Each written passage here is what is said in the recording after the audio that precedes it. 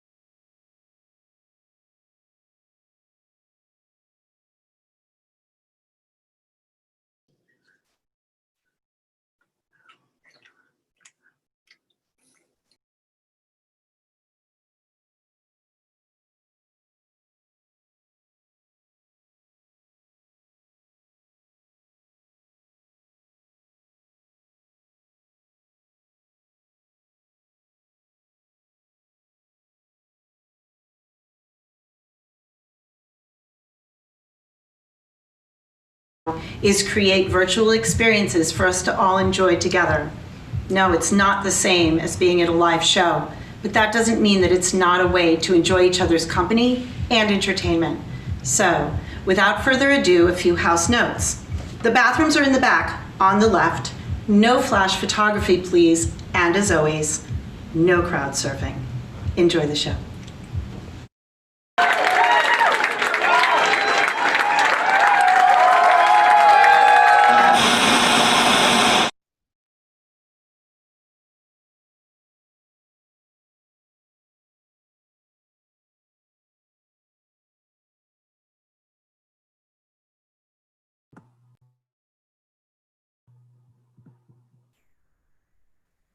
Hey, Hello.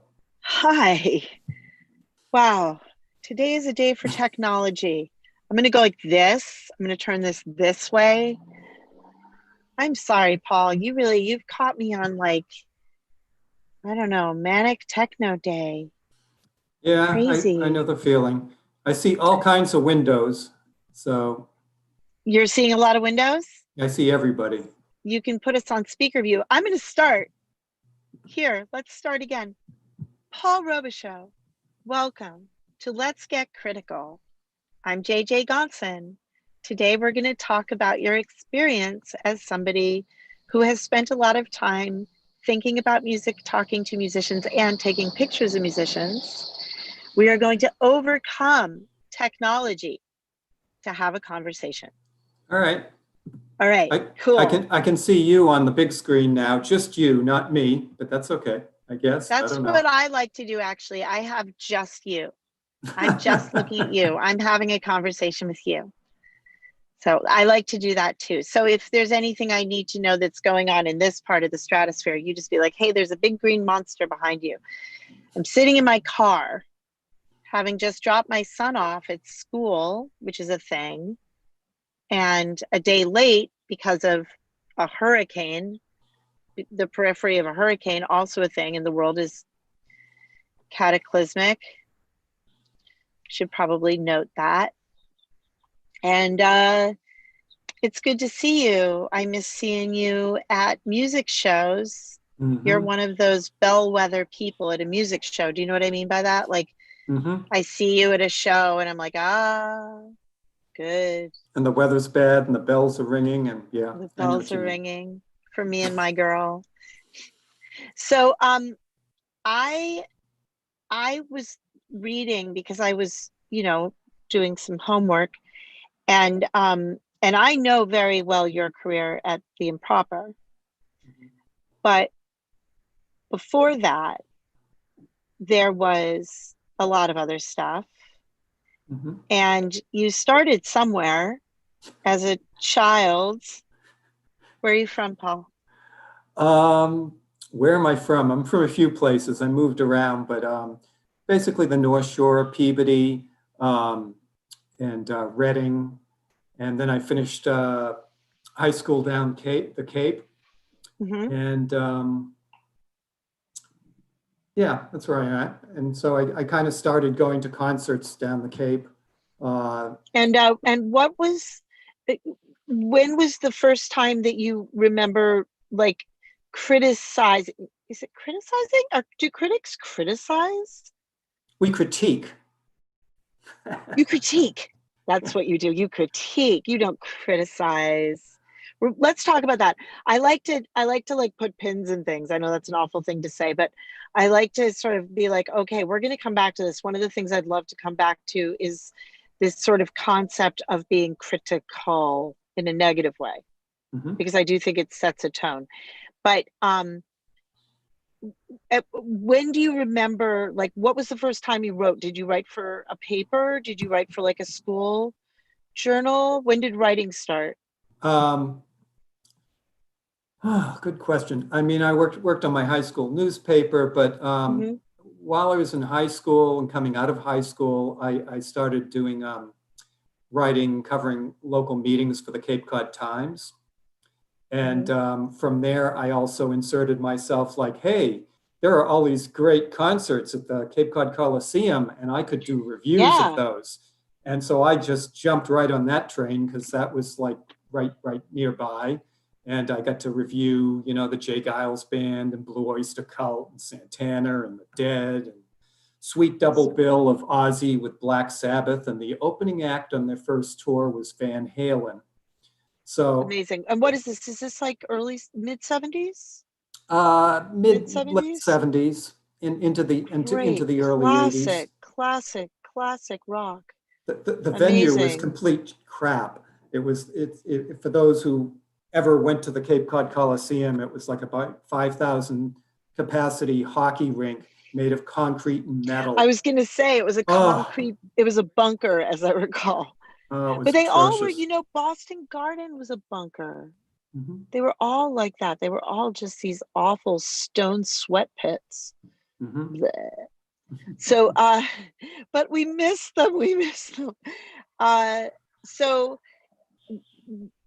when you finished high school, did you of course pursued a career in journalism? Well, I went to BU and I studied journalism and photojournalism at Yeah.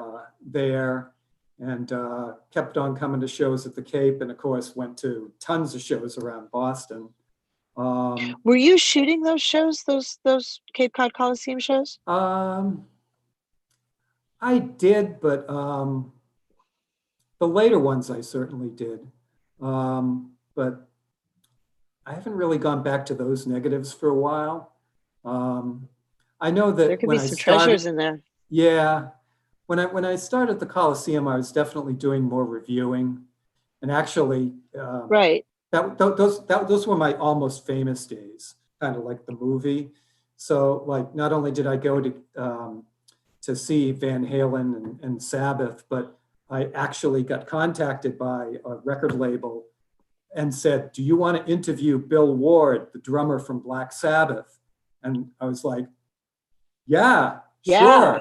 sure." So I went to a Holiday Inn or a Hojo's, whatever it was in downtown Hyannis, and be there at 4 p.m. It's But probably a Friendlies.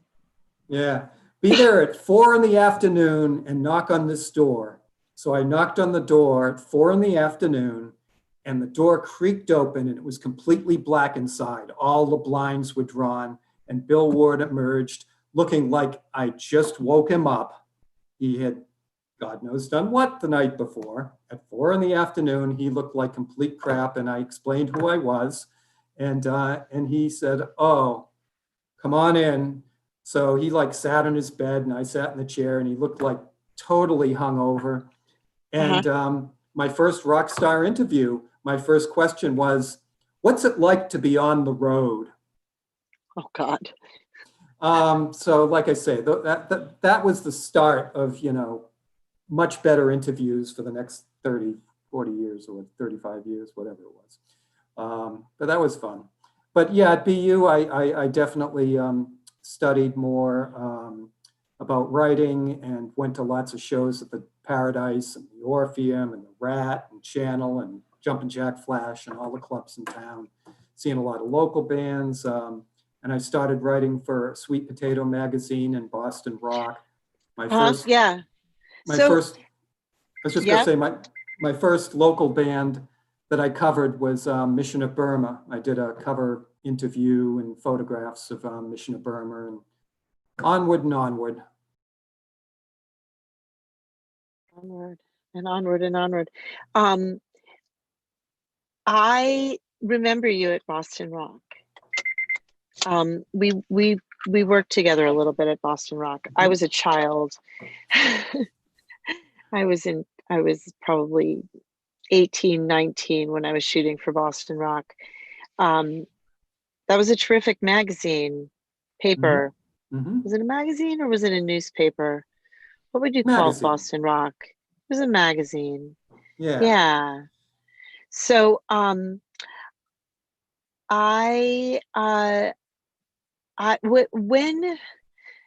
you went to school for both journalism and photojournalism? I majored in journalism, but it was like I don't know if it was like a minor, it wasn't a minor per se, but it was like a minor concentration for whatever. I took all the photography courses at the time. Awesome. Awesome. And oh, What? I just see your picture, JJ, instead of your smiling face. Sorry. Oh, back. You're back. So I feel bad because I'm so excited to see you, Paul, and I feel like the tech stuff has been really hitting us hard today. So I'm going to try to overcome, and I apologize. So I think your photography is stunning. I mean, it is, you're an amazing photographer. I think that it's unusual for somebody to have the kind of skill that you have with words and with pictures. And I know that you did prepare some pictures for us to see today. And I was hoping, we talked about this, we touched briefly on this. I was hoping that we could do that sooner rather than later, because I want to make sure that we don't press for time on the photos. So I was hoping that maybe we could do that. And would you like to share your screen and your photos with us? Yeah, sure. Let's see where I go here. That scene, everybody sees it? Yeah, that photo, wow. Well, so sensitive. Before I started, doing the magazines and dailies and the Boston Globe and everything else that I wrote for, I just went to concerts. And of course, I brought my camera. And this was a show at the Paradise on Peter Gabriel's second album. And it was a Halloween, so he had been out of Genesis for a couple of records, but he wasn't wearing makeup anymore, but he was wearing makeup that night around his eyes, and actually showed up with an umbrella on his head, singing to a teddy bear that night. So second album, is the second album the one that has Games Without Frontiers on it? Nope. Or is that the first album? That's the third album, I believe. I know them all intimately, but in this context, I'm suddenly like, it's all blurred. This photo was has the a little second bit album that had On the Air and White Shadow. And Salisbury Hill. I don't remember. No, that's the third. That's the first. It's the first. All right. Anyways. I don't know. So Games Without Frontiers must be on the first then. This photo has a little bit of James Dean going on. It's got a little bit of like a soulful bad boy.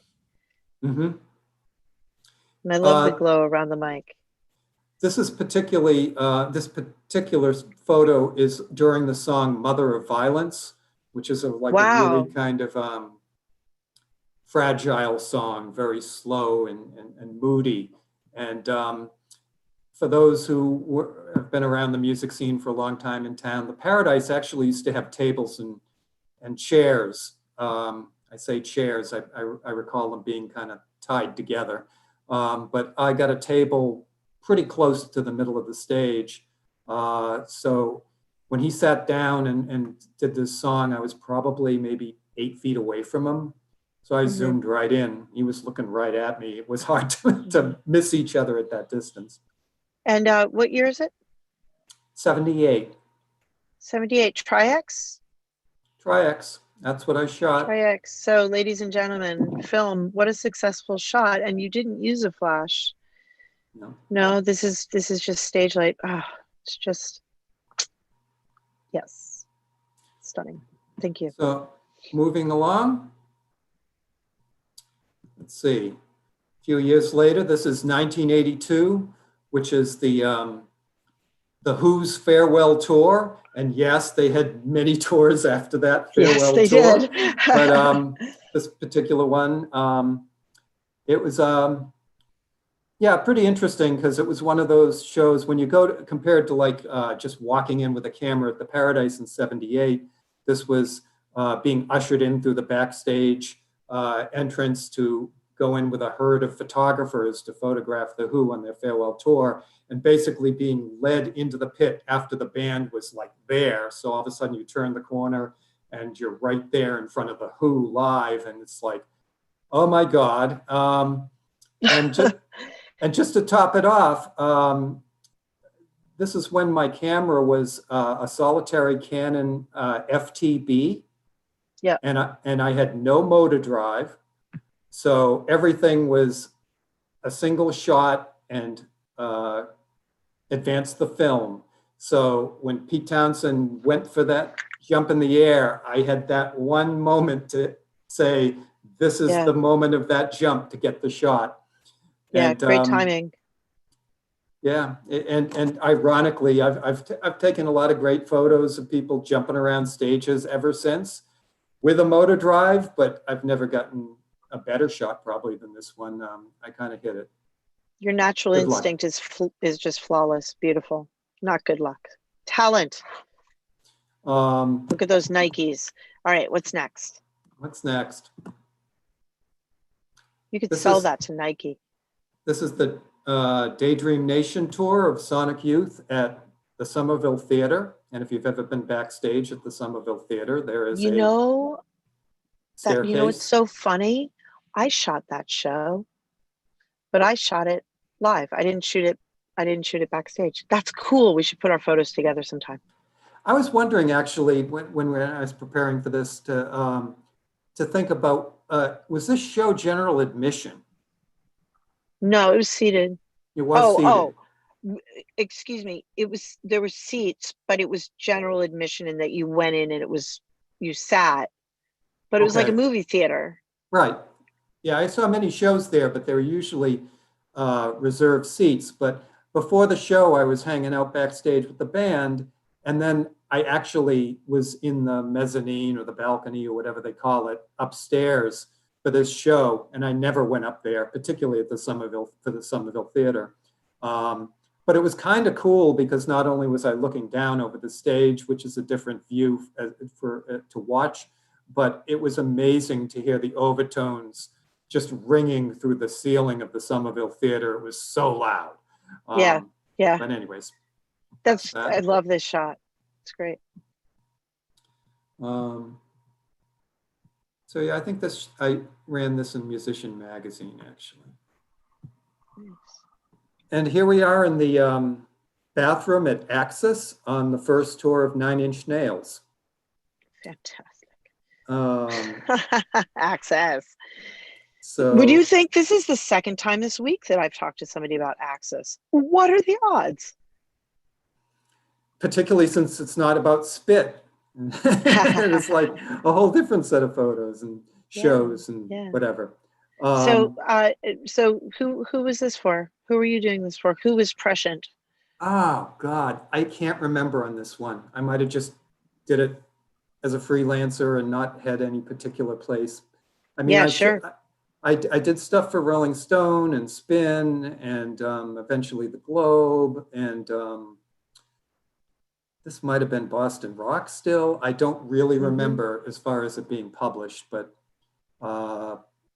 Trent, of and course, what kind of camera? Ooh.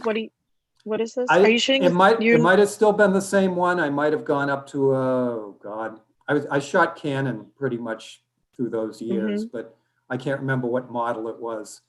I'm not really a tech guy when it comes to camera equipment, you know. I totally get it.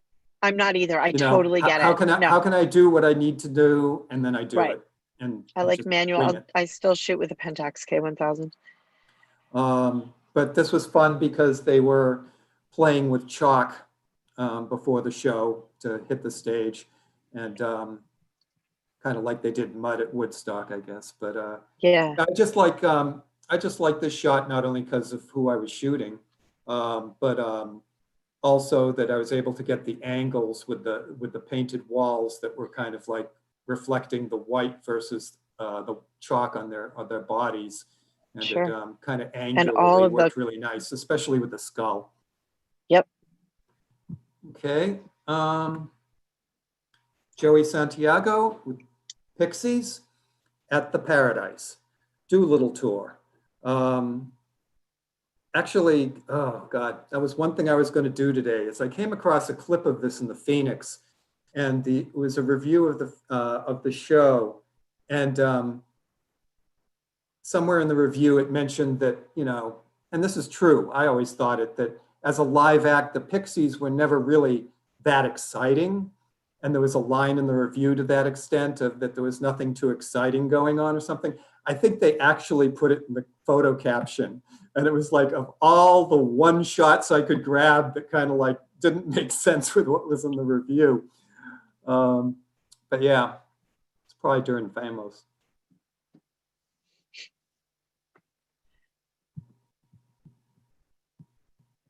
Should we move on? You there, JJ? Sure. Yeah, it's great. Okay. This is Mark Sandman. Lovely. Rest in peace, Mark. This is probably a couple of years before he passed at High and Dry Studios in Cambridge. Which is his studio. Yeah. And Billy and Dana took it over, the rest of Morphine, after his death, and a lot of people worked and recorded there. And this is just, I did an interview with Mark, and we just hanging out, and he was playing a little bit for the photo. Lots of stuff in the background. It's just candid. You're just hanging out. He wasn't being posed for like a professional shoot or anything. It looks, you know, candid and personal. I mean, my approach when I do band shots is pretty much to kind of just was going to say throw them against the wall. But, just get them into a space where the background works and just let them settle into it. And then especially if it's more than, a few people and it gets a little awkward, you might ask somebody to move forward or move back or look this way or look that way. But I'm kind of happy to just let people do their thing and just kind of take the photo and let it be organic. Yeah, because if you get too particular in terms of like trying to move how they position their body or their face or their eyes or anything, it just continually gets stiffer. So yeah, I know what you're talking about. Yeah. So moving on to color in more recent years. Is this still film? No, this is when I went digital.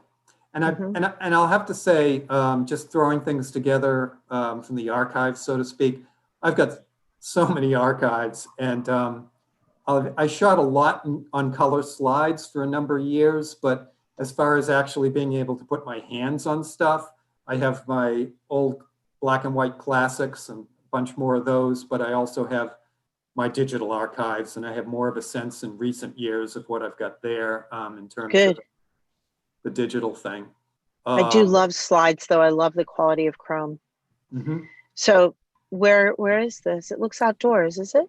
This is at the Orpheum, and I just threw this in for the heck of it, partly because if anybody's watching these, there's like, you're not a professional photographer or an assignment with a photo pass and all that stuff. Just like Peter Gabriel, this was a case that I just didn't even get a photo pass for this particular show, but I went and I had a little point and shoot. And now you're going to ask me which one. It's probably my little which one? Lumix. Little Lumix. I can't remember the number. I know what you're talking about. I also used a Sony. I loved the digital elf. I had like something. 1,000 digital elves.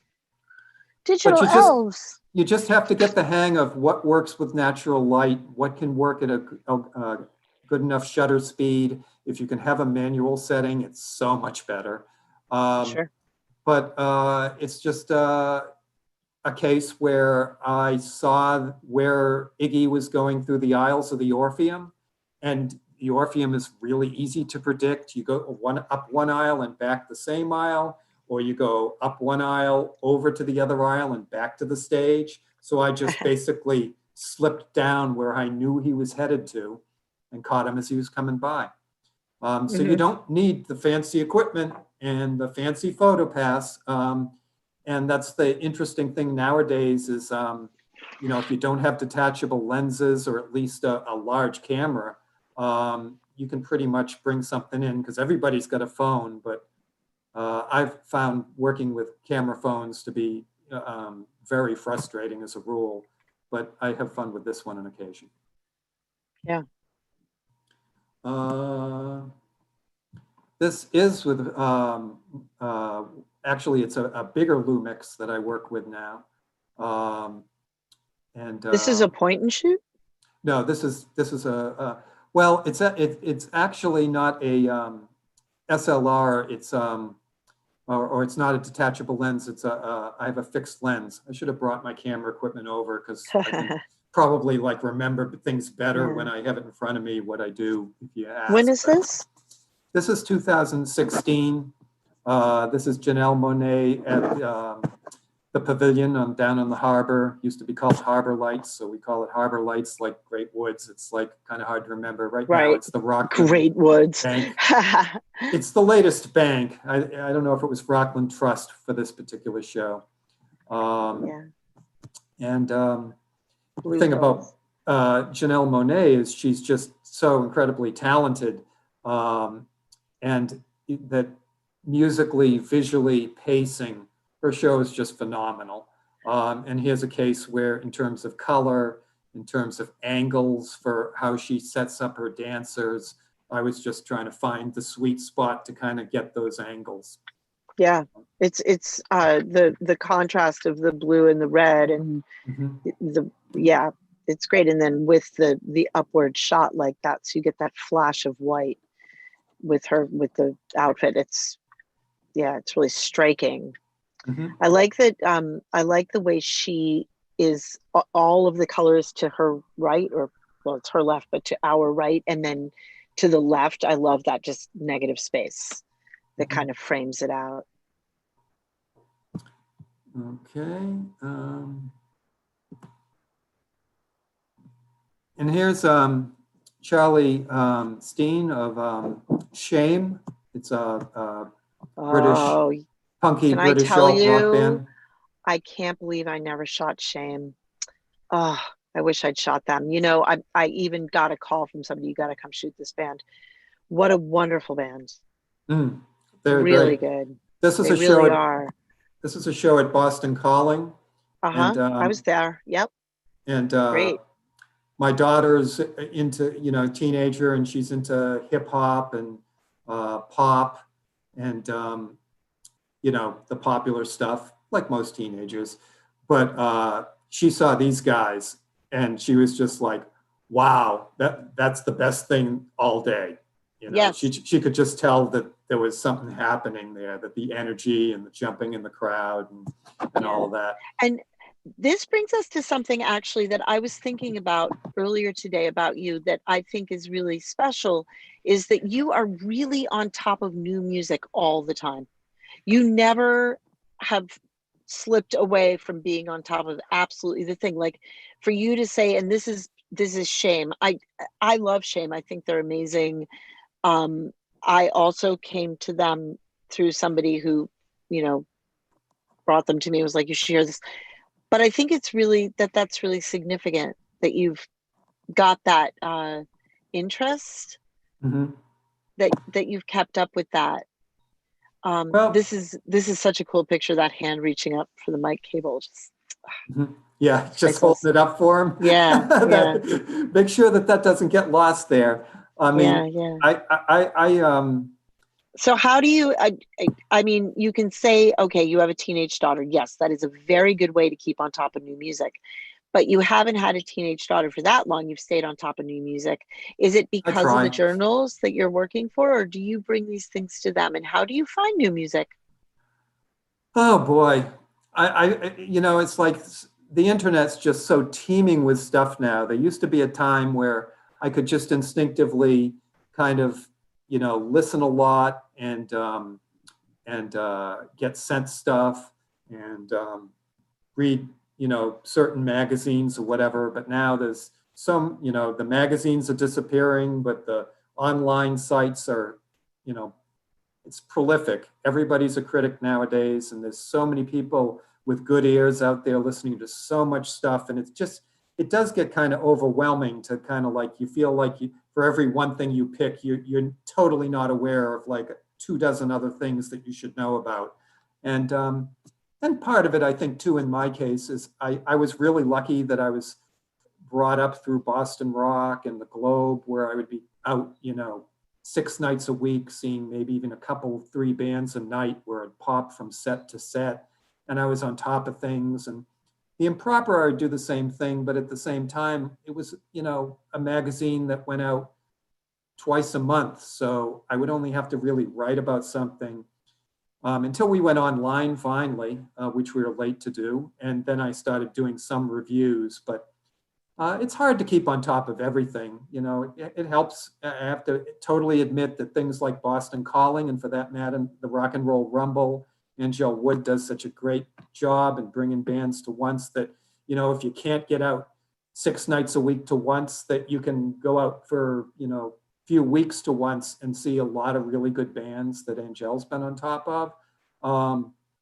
And of course, Spotify, and, I still read things, but it's hard to keep on top of everything. All you can do is your best shot. And a lot of it's just instinctual. You know who you can trust, the sources you can trust, whether it's playlists or zines or whatever, it's instinctual to you. Yeah. But likewise, it is kind of instinct in the sense that, whether it's, I remember back when I saw a Peter Gabriel concert way after the one that we showed earlier, was 1984. And it was a huge place down in Hartford with like 5,000 people, and it was GA, and I got right up to the stage, and that was when he started going into the crowd, kind of like the film that he did about performing at the Acropolis or whatever. That was the time that he started, doing Lay Your Hands on Me, and he just kind of like jumped over my head, and I actually grabbed one of his legs so he wouldn't land on my head. And I said, maybe I should hold on to him by his leg before he just gets killed by this crowd, because it was a really vicious crowd. Two of the most vicious crowds for all the Husker Du and Minutemen and punk shows that I shot, and I was being pushed against the monitors and whatever. The police at Schaefer Stadium in Foxborough and Peter Gabriel in Hartford were like the most vicious crowds. And Weird. Sure enough, they ripped his clothes off. Now it's kind of, everybody's cool here. Let me hold your microphone up, Mr. Steen. But it's a case of really knowing kind of like where to go. I was kind of to the side, figuring eventually he'll get pushed this way, and here he comes. And the crowd was cool, relatively. So we're gonna take a quick break. I only have one more slide. Do you? I think so. All right, let's do it first. I decided to keep it at 10. I'm disappointed. Well, who's this? FKA Twigs at House of Blues last year, I believe. And did you filter it, or is that the light? No, that's the light. I'm pretty sure. Again, the technical aspect, I'm wondering, because I sometimes fool around with my filter in terms of going for like with the white balance? Yeah. Sometimes I put on, I just clear it. Sometimes I put it on in terms of for tungsten or something. Yeah, I'm trying to think of the term for it, but basically stage light. That you go for the. Sure. It's not sunlight; it's stage light. But I kind of like this one of the ones that I shot. I like this one in particular because it just the bluish tint of the light just added to the mood of the shot with the white. And her voice was just so haunting. It's a haunting photo. So, anyways, but that's what I just threw up. So there's 10. Fantastic. Today's 10 anyway. Today's 10. And today's 10. I am sure there's thousands more, maybe tens of thousands more. Let's talk about that in a second. We're going to take a quick break. We're going to watch a little video by Matt Keaton, who is really a children's artist, great guitar player. And I think, let's see if we have that little song. It's cute. And it's also reminding you to support your venues. Okay.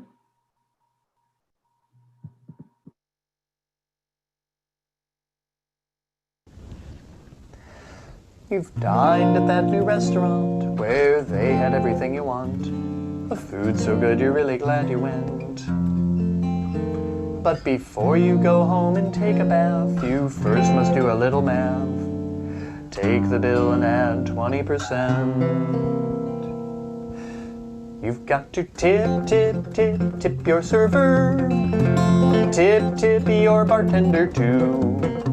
No matter what their age, they make less than minimum wage. Tipping is the only thing to do.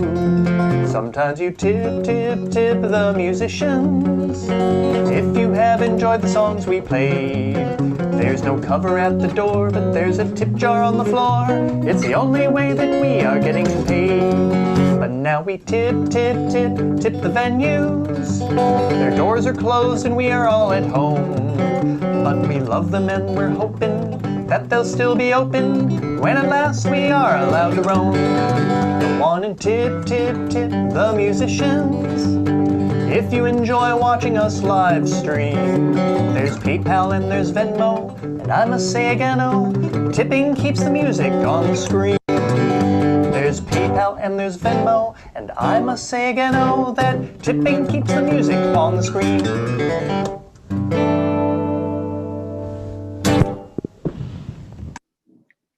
Ladies and gents, Mr. Matt Heaton. Oh, Tipping keeps the music on the screen. It's true. We're all on the screen now, right? And so what are you working on now? Not a lot of live music shooting to happen, not a lot of live music writing to happen, but I can't imagine you're not working, because I know you work all the time. well, I do occasional record reviews for the Arts Views, since the Improper Bostonian folded after 28 years, which was 25 years for me. So I haven't been to any shows. I haven't gone to any drive-in shows or whatever, but I'm, doing other stuff in my life, I guess, it's Are you shooting? not now. I'm just hunkered down and Are you going, editing? Are you looking at old pictures? not as much as I should. I'm just being a little lazy this summer in a way, I guess. I don't think it's lazy. I think that it's fair to cut everybody a lot of slack right now for pretty much everything, including technical difficulties. Yeah. Sorry. I mean, I probably should organize, seeing the photos that I put together there, just kind of going through some of my files and stuff. I really should be working harder at organizing that. Yes. And likewise. This is it. Okay, everybody, we're all going to hold Paul's feet to the fire here. This is it. This is the moment of motivation. Well, organize them. Open the boxes. Get the workout. One picture at a time. I got an app I downloaded recently, and now I can't figure out how to get rid of it, which is a whole other thing. But where you hold up a strip of negatives, you put your laptop screen on a certain color that they tell you what color. You hold up a strip of negatives and you take a picture, and it makes a positive, and then it has this cool parallax way of cropping it to adjust for any warp. And you can preview negatives. Do it.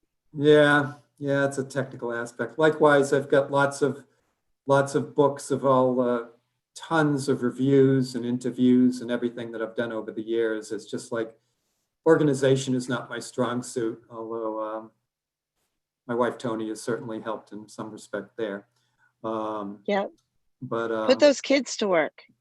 Yeah, there you go. Yeah, my daughter wants to do a podcast with me, but we'll see how that works. That's a terrific idea. Tell all my I'll stories. listen. I know everybody here will listen. That's a terrific idea. I love it. I support. So,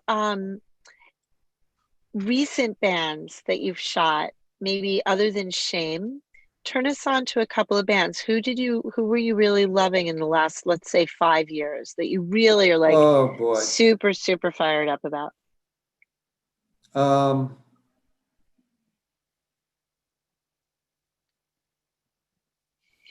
Yeah, I tend to draw a blank on these types of questions. I'm really sorry. It's like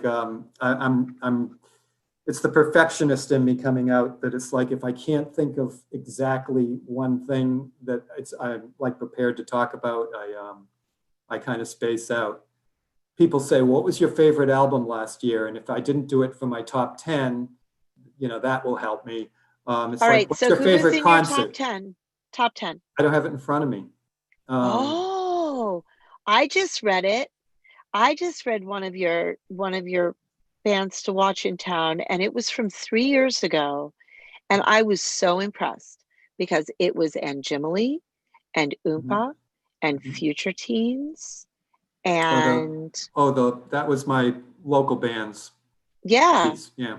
yeah, but I was They're really all impressed. I great. was like, wow, all of these bands that like I know these bands. These are bands that, I have a lot of respect for, and you totally like, if that list came out now, I would be like, oh, that's a cool roundup of some really good up and coming bands. And I was like, wow, Mm-hmm. but this came out 3 years ago. That's awesome. When did Mm-hmm. Improper fold? I was very upset too. Last spring of 2000, so that would be 2019, April, I So believe. it's not even a year. Yeah. No. No, it's been over a year now. But my wife right. just Sorry. pointed out Kamasi Washington's great. So I really like him in recent years. I just yeah, I'm just bad that way. Is that short-term memory loss, long-term, or whatever? It just suddenly my eyes glaze No. over when I try to think back. What did I like last year? It It's kind. probably has some kind of, there's probably some PTSD thing. Somebody put you Yeah. on the spot as a child. Who's your favorite band right now? Tell me. Well, they always say, like, what was your favorite concert ever? And it's like, apart from not being possible to answer those questions, it's also a case where I just glaze over. Can you think of like who was the interview that you enjoyed the most? Well, I did Mostly think I'm of just that curious before if we you could got do it. on. So, because we were talking about interviews, and I definitely enjoyed a bunch of them. I mean, I've done tons of phone interviews. That's what I mostly have done, get on the phone for 20 or 30 minutes with somebody. Um, but including I did an interview with Frank Zappa where he started out the interview by saying, "You have 15 minutes and not a second more." Luckily, I wasn't intimidated by that. It's like, wow, I get 15 minutes to talk to Zappa. Did he cut you off after 15 minutes? No, I Did cut you just myself hang off. up? I didn't want to test him. But in person's always better, and especially stuff that I used to do for Rolling Stone, or I'd get around. So I got to be backstage at the Garden with Page and Plant. And, I did Bowie, Did you Jay-Z, travel? Gabriel. No, mostly around town. Occasionally I traveled. Um, uh, I went to Halifax, Nova Scotia to do a piece with Sloan and Eric's Trip when they were doing a Sub Pop single, but mostly around Boston. Probably the interview that stood out most to me on some level was Robert Fripp from King Crimson, because he never does interviews. He's very particular. And I just kept at it year after year.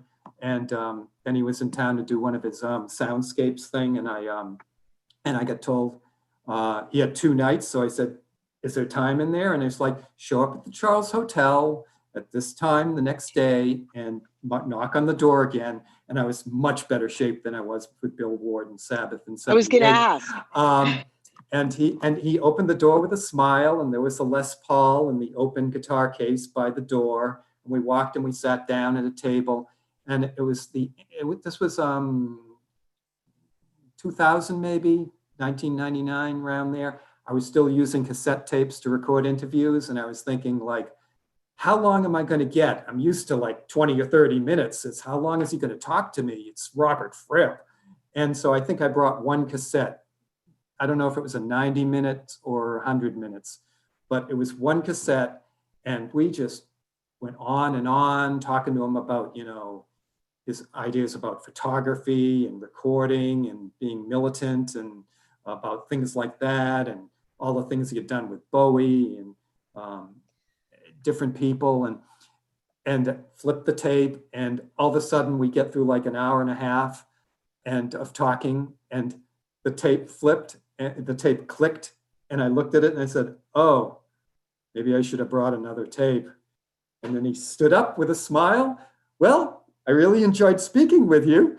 And it's like, but then he brought out his wallet and showed me pictures of him and Toya in the garden, kind of like they're on the videos now online, pretty viral. But that was a good one. Yes, indeed. That sounds amazing. Well, I think we're unfortunately, we're kind of getting towards the end of our evening together, which I'm sorry about, because I really want to keep hearing more of these stories. And so I'm going to keep bothering you. I'm going to be like, hey, got any more pictures you want to show me? Maybe you want to come back and show us some more pictures. And then you have to go look for more pictures. Oh, I don't have to look for them. I've got a pile of, that's my problem is I've got a pile of photos that I can just pull right out. And, you know, if I've got 200 photos that I don't have to look for, I don't go back into the negatives and look for the other ones. It's awful. Someday we're going to see them. We want to see them. I bet if I ask, does anybody want to see those pictures? Chat at Paul. Tell me you want to see them. We're just going to keep bugging you. So I want to say thank you, Paul Robicheau, Well, phenomenal thanks for having me. photographer, terrific writer, good friend to the music scene. Thanks for having supported it for years and years and years with your words and your pictures. They're beautiful, both of them. Much appreciated. Take good care of yourself. Thank you. I hope everyone takes good care of themselves and supports Once in its virtual guise, and that we'll hopefully get back there. The Bentmen had to cancel a show there too. You know, it's like we're all missing Once, all missing live music, but it's not optimal now, to say the least. It's not, but you know what? We're going to be back. We're all going to be back. We're actually figuring out a virtual thing with the Bentmen now. You see, we're going to do this. Oh, so thank you. We'll be back. Take good care of yourself, Paul. Thank you so very, very much. All right. Thanks, JJ. And congrats again on your book with Elliott Smith. Thank you. Good night. All right. Bye, everyone.